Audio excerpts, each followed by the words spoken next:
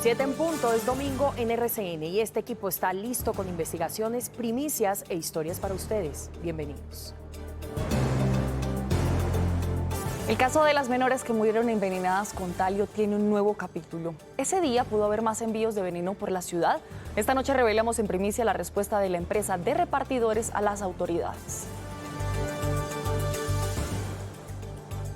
Varios de los candidatos de las consultas del 8 de marzo hicieron hoy el cierre de campaña.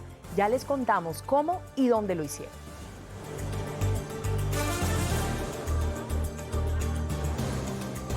Estados Unidos continuará los bombardeos contra el régimen de Irán hasta completar sus objetivos. Esa fue la advertencia del presidente Donald Trump. Si apenas está reconectándose con las noticias, hoy le explicamos lo que está pasando en Medio Oriente.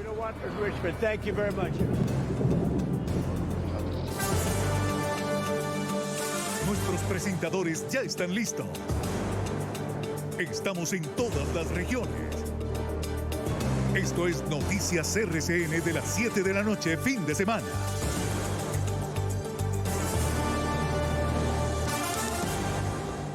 El día que 2 menores murieron envenenadas con talio en Bogotá, ¿hubo más productos contaminados con ese metal rodando por la ciudad? Pues casi un año ha pasado y mientras la principal sospechosa enfrenta una posible extradición desde Reino Unido, en Colombia siguen las investigaciones. ¿Qué respondió la empresa de envíos usada para llevar las frutas con veneno? Primicia de Oscar Ramírez. 10 meses han pasado desde aquel fatídico día en el que 2 menores fueron envenenadas con talio en el norte de Bogotá, luego de comer unas frutas contaminadas. Al día de hoy, la Fiscalía continúa trabajando en la investigación con audiencias reservadas, en las que busca nueva evidencia que permita establecer si hubo más envíos de otros productos envenenados. Para ello, la fiscal Elsa Cristina Reyes solicitó a 5 empresas de domicilios información de si el nombre de Zenaida Pava aparece en otros envíos.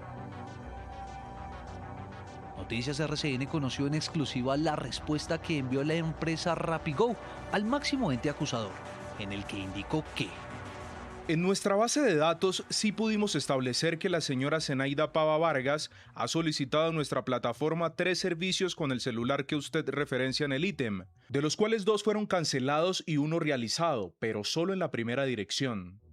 Los envíos se dieron el 8 de enero y el 3 y 5 de abril del 2025, fechas que coinciden con el reparto de frutas contaminadas.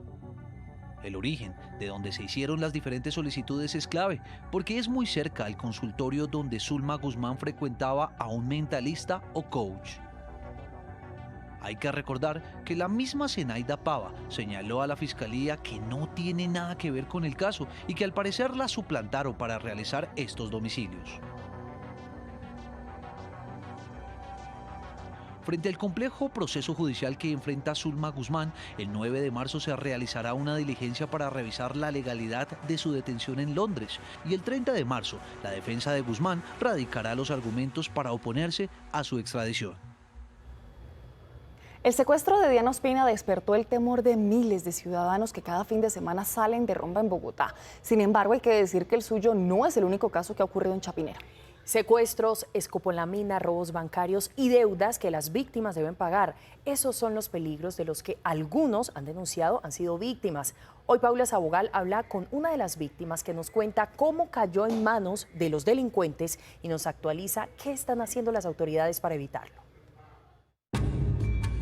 El caso de Diana Ospina, la mujer que fue víctima de secuestro extorsivo tras salir de un bar en el llamado Distrito Diverso en Chapinero, destapó una realidad que muchos prefieren no contar. Salgo de la rumba, abordo un taxi en la madrugada, me subo al taxi, pasa como el tiempo llegando a la casa, el señor taxista, siento que me echa algo, me mareo, me roba el celular y fuera de eso me roban un dinero. Empiezan a mover dineros, platas, créditos hipotecarios, créditos rotativos, sacan avances de mi tarjeta. Esta víctima sobrevivió, pero el precio fue alto. Hoy enfrenta una deuda millonaria y una carga emocional que no aparece en las estadísticas.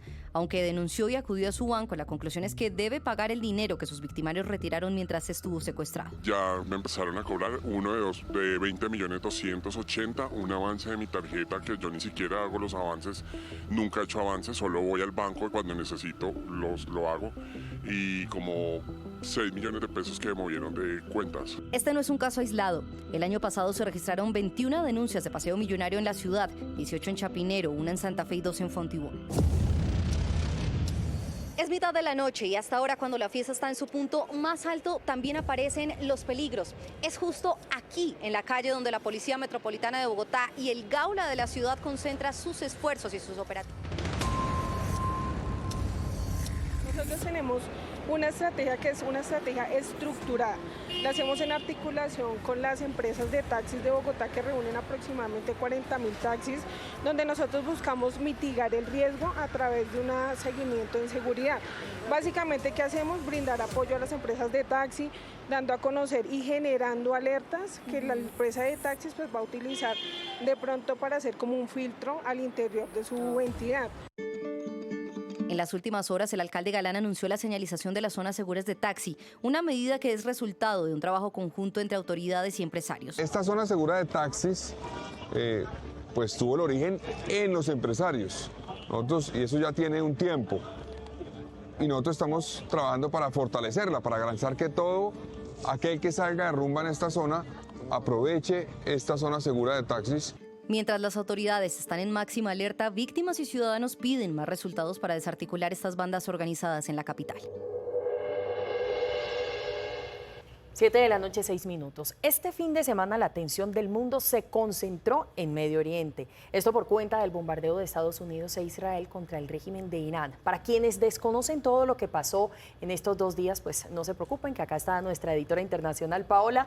Bueno, Paola, bien contado y bien explicado. ¿Qué le parece si comenzamos contándole a la gente, pues, cómo llegamos hasta acá? Rosy, venimos de unas conversaciones indirectas entre Estados Unidos e Irán que al parecer no iban del todo bien, como bien decían los delegados del régimen iraní. Lo que había dicho el presidente Donald Trump es que no estaba contento con lo que ocurría acá. En repetidas ocasiones dijo que no podía Irán seguir enriqueciendo uranio y desarrollando su programa nuclear, cosas que Teherán obvio, pasó por alto, dijo voy a dejar así, y representaban para el presidente Donald Trump y otros países una amenaza a nivel mundial.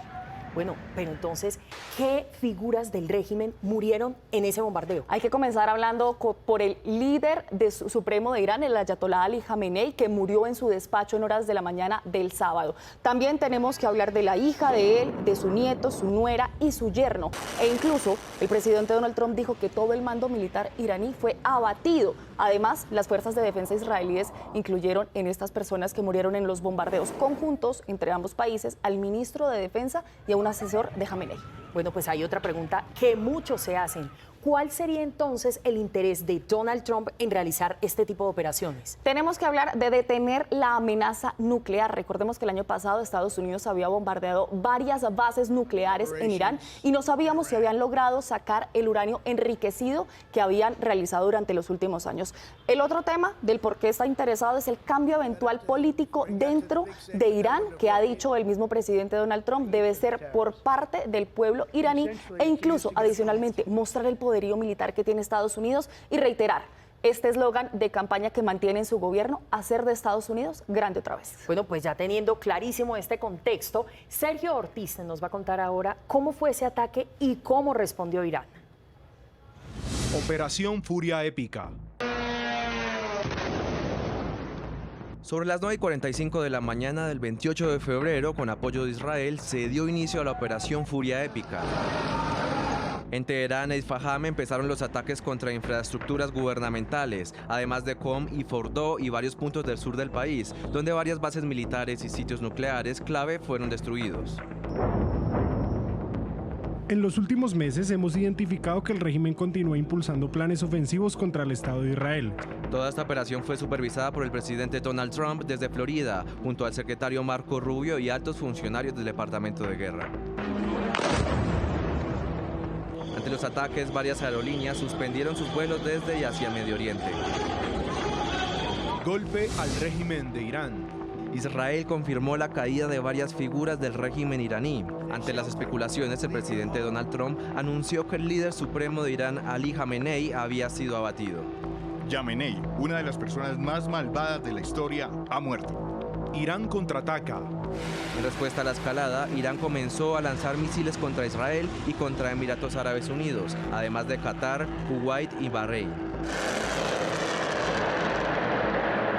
Los ataques no paran.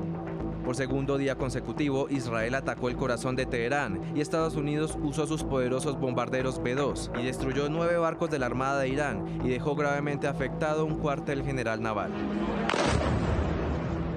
Irán reaccionó atacando Emiratos Árabes, Abu Dhabi y Omán. Jerusalén, blanco de Irán. Irán volvió a enviar una nueva ola de ataques. No solamente bombardeó la ciudad de Beit Shemesh, sino que lanzó misiles contra Jerusalén, donde varias personas resultaron heridas. La advertencia de Trump. El presidente Donald Trump habló de un posible cronograma en el que señala que los combates podrían seguir durante las próximas 4 semanas. Durante las últimas 36 horas, los Estados Unidos y sus socios han lanzado la Operación Furia Épica, una de las operaciones militares más complejas, más abrumadoras y más grandes que el mundo ha visto. Nadie ha visto nada como esto. El presidente de Irán, por su parte, dijo que los bombardeos continuarían y que vengarán la muerte de su líder supremo. 7:11. Avanzamos con información de lo que ocurre en Colombia, porque faltando una semana para ir a las urnas, el procurador Gregorio El Hash reveló información importante. Atención a este dato. Hay 36 personas investigadas por malas prácticas políticas y anoche recibieron otras 2 denuncias.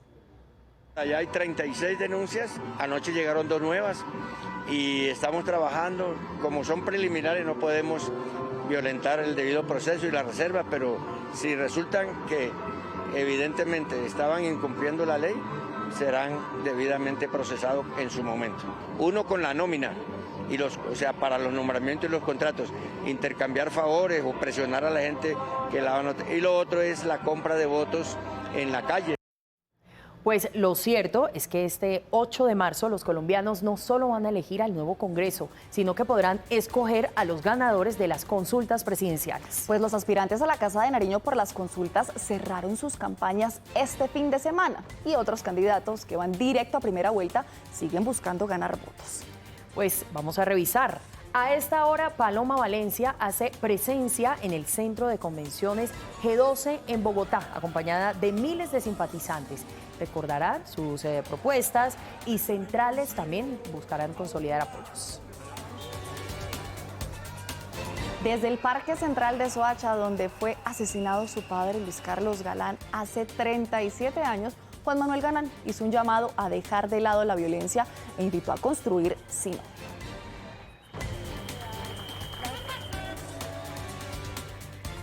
En Cali, Juan Carlos Pinzón estuvo acompañado de miles de simpatizantes. El orden institucional y la seguridad fueron los principales temas que trató en su discurso de cierre.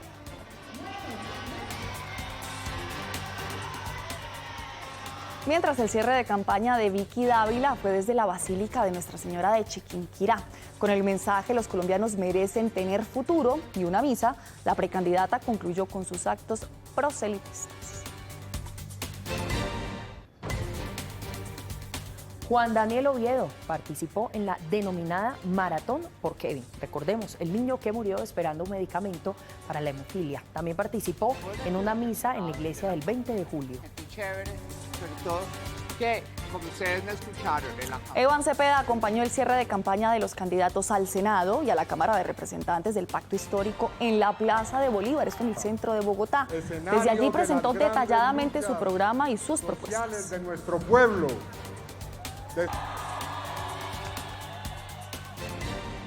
Y Abelardo de la Espriella se reunió con una multitud de simpatizantes en la Plaza Fundacional de Suba. Instó a sus electores a ejercer vigilancia ciudadana. Enfatizó sobre la importancia de la transparencia en el proceso electoral. Necesito que lleven el mensaje del tigre a todos lados. Me está fallando la voz pero ni más fuerza que nunca. 7:14. La tensión comercial entre Colombia y Ecuador sigue escalando. Hoy entraron en vigencia los aranceles del 50% que ese país impuso a productos colombianos. Pues la razón de esta tensión es la seguridad, pues Noticias RCN fue el único medio que acompañó el despliegue de tropas en la zona de frontera. Giovanni Suárez estuvo en el inicio de la Operación Espejo.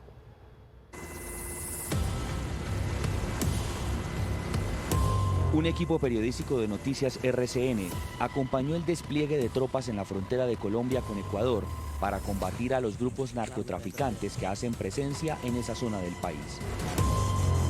Desde el aire pudimos evidenciar las capacidades de las fuerzas militares colombianas, iniciando lo que denominaron Operación Espejo, una de las operaciones binacionales más grandes de los últimos años.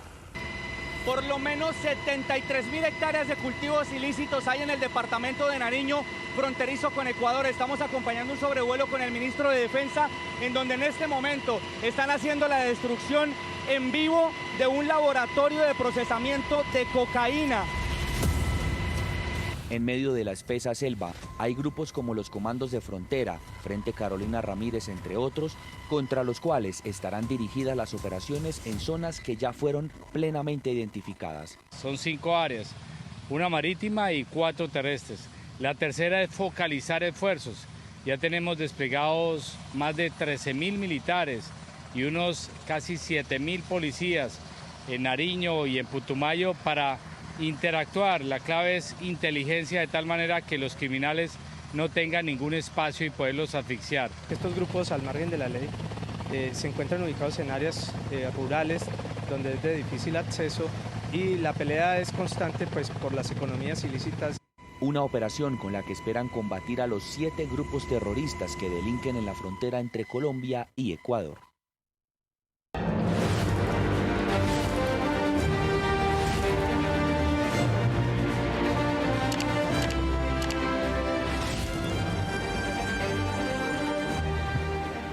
¿Qué tal? Buenas noches. Llegó el momento de decir adiós a la travesía hacia el corazón de la Tierra. En el día número 86 y a minutos de levantar el portalón aquí en el muelle Prat, la tripulación del ARC Simón Bolívar da parte en esos momentos al comandante Carlos Andrés Torres. Y de esta manera empezarán la maniobra de zarpe desde este muelle tan importante para toda la tripulación, que fue necesaria para recargar energía, pero además también para hacer el reabastecimiento de todos los víveres.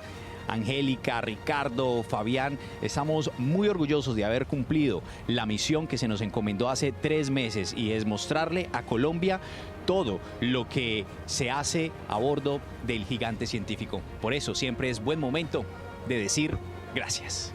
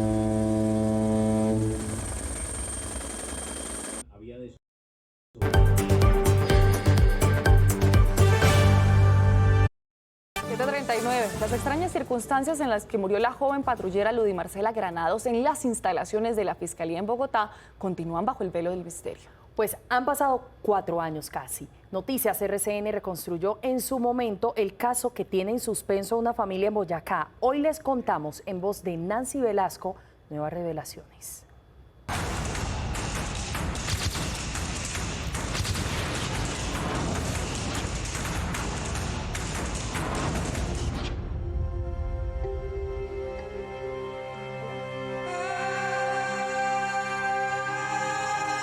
La gente que la mató fue tanto, lo hicieron con tanto afán o con tanta maldad. Manipularon la escena y no supieron hacer bien las cosas. Que se aclare lo que le hicieron a mi hija y que salga a la luz pública lo que le hicieron. Porque así es falso que mi hija se hubiera suicidado. A la profunda herida por la ausencia de Marcela le sigue cayendo la sal de las dudas que ninguna autoridad resuelve. Pedro Granados y su familia continúan esperando que la investigación arroje resultados. Cambian de fiscal, pasa de uno a otro fiscal y se van perdiendo archivos de lo que ellos tienen investigado. Nos sentimos abandonados tanto de la policía como de la fiscalía. Si de verdad no hubiera algo malo, ¿por qué tienen que perderse en archivos? ¿Por qué no sigue la investigación? Ya llevamos 38 meses que hasta el momento no sabemos nada qué pasó con mi hija. Pronto serán 39 meses desde la tarde de noviembre en que la vida de este hogar boyacense fue partida en dos. Lo primero que hubo fue una serie de llamadas. Me dijeron, Juliana, ¿qué sabe usted de Marcela? Le dije, ¿por qué? Me dijo, ¿ha hablado usted con Marcela? Le dije, pues yo hablé esta tarde, luego, ¿qué pasó? Me dijo, Juliana, ya la llamo. Me colgaron y yo. Cuando ya iban de Tunja a Bogotá, alguien les envió una fotografía que nadie querría ver. El cuerpo de Marcela Granados Arias, patrullera de 22 años, aparecía tendido sobre un escritorio. Y ella quedó estirada, como forcejeando, y la ropa le quedó desarreglada. Que la foto que yo vi, esa foto no es de que se suicidó. Ellos relatan que no, que ella salió de la reunión y se puso a llorar y que tenía el celular en la mano y que de un momento a otro entonces ella cogió la pistola y se disparó. Eso les dijeron cuando llegaron al edificio de la Fiscalía en el sector de Puente Aranda, donde ocurrió la tragedia. Según lo que ellos dicen, en el momento en que mi hermana supuestamente se suicidó, había 9 personas también presentes en el lugar. Y todos lo dicen igual. Los compañeros que estaban ahí, los jefes, todos lo dicen igual. Es como usted declarar, Rin Renacuajo salió esta mañana, todos lo dicen igualito. Lo único que les cambia es la hora. Las amigas y excompañeras de Marcela tampoco creen lo del suicidio. Que ella era una mujer muy fuerte, muy valiente. Ella nada le quedaba grande. O la Marcela que yo conocí, o que todos conocimos, fue una Marcela totalmente atenta, alegre, carismática. Y que vengan a decir que ella se mató por carga laboral o que esto yo no creo. Porque antes de ingresar a la policía, ella había mostrado carácter como socorrista con los Scouts de Tunja y como árbitro de fútbol. Los partidos era un carácter muy fuerte. O sea, ella no se dejaba dominar del jugador. Y todo lo estaba haciendo por su meta y su fin primordial era pasar a la policía. Pero el sueño de ser policía estaba diluyéndose por razones que dejó entrever. Ella siempre decía, mami, yo no quiero ponerte en peligro, yo no quiero que tú estés mal, ni que mi papá, ni que mi hermanita. Ella había tenido un proceso de acoso, se puede decir acoso sexual, por sobrecargo laboral por parte de uno de sus superiores. Pese a todo, la joven tenía planes para estudiar ciencias forenses y uno muy cercano, que era presentarles al hombre con el que salía, 20 años mayor que ella y también policía. Ahora saben que era casado y que tal vez no quería algo formal. Como esas mentiras de los hombres, normalmente, que yo soy separado, pero vivo con ella por los niños o cosas así. Además, Marcela le había contado a su mamá que estaba embarazada. Ella no creo que hubiera sido capaz de quitarse la vida sabiendo que corría riesgo otra vida. Pero es la fotografía que recibieron la que plantea las mayores dudas. Porque usted si mira esa fotografía, se manipuló tanto la escena, mejor dicho, se contaminó tanto la escena, que es increíble. Si usted me refiere a que en ese momento que el arma fue encontrada de acuerdo a esa fotografía que se menciona, pues es muy posiblemente que el arma de fuego la manipularon para cambiarla de lugar. Y ya con eso pues está cambiando toda la perspectiva del caso. Sigo creyendo eso. que a mi hija me la mataron por algo que ella sabía y por eso la callaron para siempre. El caso continúa en etapa de indagación y avanza con la emisión de varias órdenes de policía judicial mientras esperan resultados de nuevas pruebas técnicas y científicas. Es lo que respondió la seccional de Bogotá de la Fiscalía a una consulta de Noticias RCN. La lentitud de la investigación y la falta de apoyo de la policía le angustia tanto a esta familia como los interrogantes que tienen desde el principio. Para ellos es otro número más acá, o sea, es otro número más de otro policía más que se mata o que lo matan y que se pierde y que no. O sea, es otro número más ahí en su nómina, otro número más en sus archivos de asesinos o de fallecidos, porque no les importa lo que uno realmente siente.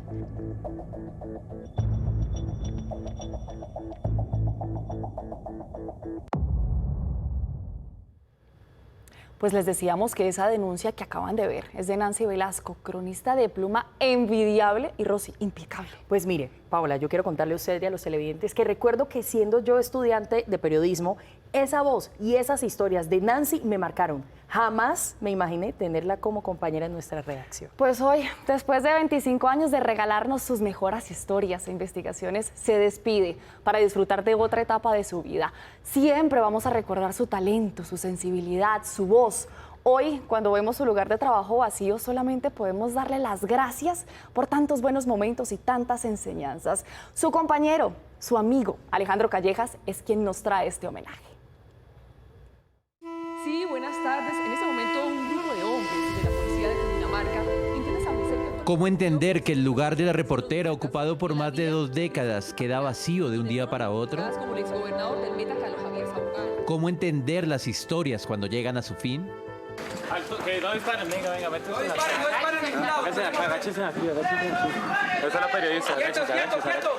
Nosotros vamos a continuar pendientes del desarrollo de esta noticia. Ustedes sigan con más información. Buenas tardes.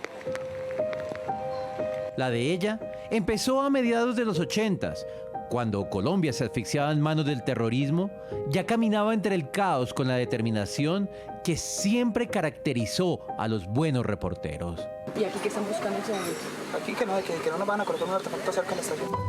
Sí, ante todo reportera, que más allá de lo romántico que pueda parecer el oficio, escogió la calle, el ruido, el caos o el barrio para poder narrar a un país que siempre se ha mostrado esquivo a la realidad. Después de que los sacaron de Pitalito. Después de que salimos de Pitalito, todo. Con denuncias, atentados, tomas guerrilleras, historias transparentes, hablando de salud mental o incluso, alguna vez, camino a la catedral para descubrir la cárcel que Escobar había convertido en muralla infranqueable. Don Gabriel del Gallo no está. Listo, bueno, gracias. Como lo suyo eran las palabras en el lugar correcto, primero, con pulso firme, le dio veracidad a la pluma en muchos años de prensa escrita. Eran solo 2 chiquillas ansiosas por seguir descubriendo todo lo grande y hermoso que la vida parecía depararles. Redactora del diario 5 PM, de la revista Cromos, hasta llegar a ser la joven directora de la revista Vea. Nancy representa ese plus que es fundamental en todas las redacciones de noticias, y es la posibilidad de escribir bien, de conectarse tanto con una historia y a través de la palabra y de la redacción precisa, pulida, escrita con el alma, pues se logran contar historias que difícilmente se logran contar en otro escenario. Y con los años, la llegada de la televisión, ya con el merecido y honorífico título de cronista, una mención que la profesión solo pareciera darles a los que pueden ver detrás de un dato una gran historia, y en ella encontrar la necesidad secreta que habita en un buen personaje. Eso no es fácil en un medio como este que es tan agitado. En esencia, Nancy siempre fue una contadora de buenas historias. Ella tiene una manera de contar, tiene una pluma deliciosa. Ella tiene una experiencia acumulada, unos años de saber, unos años de dedicación y de pasión que realmente son encomiables. Y yo creo que al final eso es lo que vamos a echar de menos de Nancy en el sistema informativo. La capacidad de entrega, pero sobre todo una cosa que a mí me ha llamado siempre la atención de ella, que no le va diciendo a uno que sí porque sí, sino que defiende sus productos, sus argumentos, sus crónicas. Es una mujer frentera, muy directa, santanderiana al fin y al cabo. Y yo creo que al final del día lo que nos deja Nancy es la obligación y el deber de seguir sus pasos. que las nuevas generaciones puedan aprender mucho de ella. Perdón si me emociono, pero cada una de las personas que trabajan en este sistema informativo tienen algo especial. Y Nancy nos deja muchas cosas especiales en realidad. Yo quiero que tú regreses con nosotros. No. Narraciones conmovedoras, como la del joven Pertus, el niño que después de caer en las drogas y ser hallado en la calle del Cartucho, de la mano de la cronista supo demostrarnos cuánto se sufre cuando se intenta huir a las adicciones. Mi imaginación no es volver a recaer, sino echar para adelante. Historias valientes, como la que le arrancó a la vieja estación de policía en Saravena, atacada cada vez que a la guerrilla se le antojaba. Es la 1 de la tarde. Hace aproximadamente 5 minutos estalló una volqueta que contenía 8 cilindros. Ese día, la cronista decidió enfrentar la oscuridad y los tiros, siempre al lado de las víctimas, el lugar que escogió para contar sus mejores historias. Por eso esta estación no se parece mucho a las otras estaciones que existen en el país. Su carrera está llena de crónicas reales, narradas al ritmo de esa voz serena que sin la estridencia y el protagonismo de los nuevos tiempos nos entregó un periodismo honesto. Una mujer que no dudaba en hacer valer su opinión, pero con argumentos, pero también con vehemencia. Nos enseñó mucho, Nancy, en términos de carácter, de convicción. Durante 23 años fue cronista de la redacción de Noticias RCN, integrante de la unidad investigativa, subjefe de emisión, periodista de programas unitarios como Reportajes RCN y Retrato Hablado. En este caso, en el de la maternidad subrogada, donde siempre fue de frente. Nancy es sinónimo de vehemencia, de carácter, que es lo que se necesita en este oficio. Ir mucho más allá, no se quedaba, ella no se conformaba. Y eso la hacía diferente y única. Premio Nacional de Periodismo Económico, 3 premios de ANIF. Bueno, esa investigación se trató básicamente de todo el problema tan grave que había en Cartagena y que aún persiste. Y 2 veces ganadora del Simón Bolívar. Nancy Velasco. Tal vez el que más recuerda, el entregado por el reconocimiento que junto a varios colegas logró hacerle a la patrulla aérea, que cuando buscaba ayudar en la tragedia de otros, se estrelló contra la propia. No. Incluso tuvo la fortuna escasa en el medio de que las historias que ella un día echó a volar, con los años regresaran a buscarla. ¡Ah, esa soy yo! ¿Quién? Escribe Nancy Velasco Marín. ¿Usted estuvo acá? No. ¿O cómo es? No, yo trabajaba, ay, no me acordaba, se lo juro. Si fuera cierto que las salas de redacción son la trinchera del periodista para luchar contra los astutos, las batallas que más la enorgullecen son esas donde sus denuncias le abrieron la puerta a la justicia. Como esa vez que tras su crónica, los olvidados del San Juan de Dios recibieron las mesadas atrasadas. María de Jesús López es pensionada del San Juan de Dios hace 20 años. O más recientemente, cuando en contra de los señalamientos de los victimarios, decidió hablar sin titubeos de la violencia vicaria. Tras hacerlo, algunas víctimas pudieron volver a tener cerca a sus hijos arrebatados. Pero si de reconocimiento se trata en su larga carrera, el mayor no es para Nancy, la periodista, sino para Nancy, la mamá de Gabriela. Recuerdo tener 8 años cuando mi mamá entró a trabajar en el noticiero. Ahora tengo casi 34. Esa hija que educó a la par de las noticias incesantes, las que casi siempre terminan por robarse el tiempo familiar de los buenos reporteros. Ver a mi mamá trabajar con una ética profesional absoluta, siempre procurando como un enfoque en entregar lo mejor que ella puede entregar. Se va la cronista y ahora el reto es nuestro. ¿Cómo acostumbrarse a su oficina vacía, al teclado en silencio, a la ausencia de las discusiones apasionadas y sobre todo, cómo entender la ausencia de una amiga? A Nancy la voy a extrañar todos los días porque siempre la busco en su oficina para desahogarme, para que me oiga, para que me aterrice. Nancy, de verdad que te deseo lo mejor, te quiero mucho, tú sabes cuánto te admiro, voy a seguir tus pasos como lo hacía en el Hey Festival, de lo que también me enseñaste mucho, compartimos el amor y el cariño por los animales. Espero que cumplas tu sueño como es el mío de tener muchos animales, muchos perros y muchos gatos y que sigas compartiendo tu espacio al lado de Sacha. Muchas gracias por todas las enseñanzas, todos los consejos, todos los buenos debates, los mejores éxitos en esta nueva etapa de tu vida. Y recuerda que siempre seremos tus compañeros de oficina. Claro que la vamos a extrañar. Nancy, gracias por las enseñanzas, los recuerdos y tantas buenas historias que, como la amistad, en este oficio no tienen fecha de jubilación. Pues gracias, querida Nancy, por todo, por tu experiencia y por supuesto que por acá te vamos a extrañar. Qué honor haber compartido contigo. 11 años recorriendo estos pasillos contigo. Gracias por tanto y como te dije, nos volveremos a encontrar pronto. Y también llegamos hacia el final de esta emisión de Noticias RCN Fin de Semana. Gracias por habernos acompañado. Permanezcan conectados en nuestras plataformas digitales y conéctense mañana en nuestra primera emisión, 5:30 en punto de la mañana. Feliz noche para todos.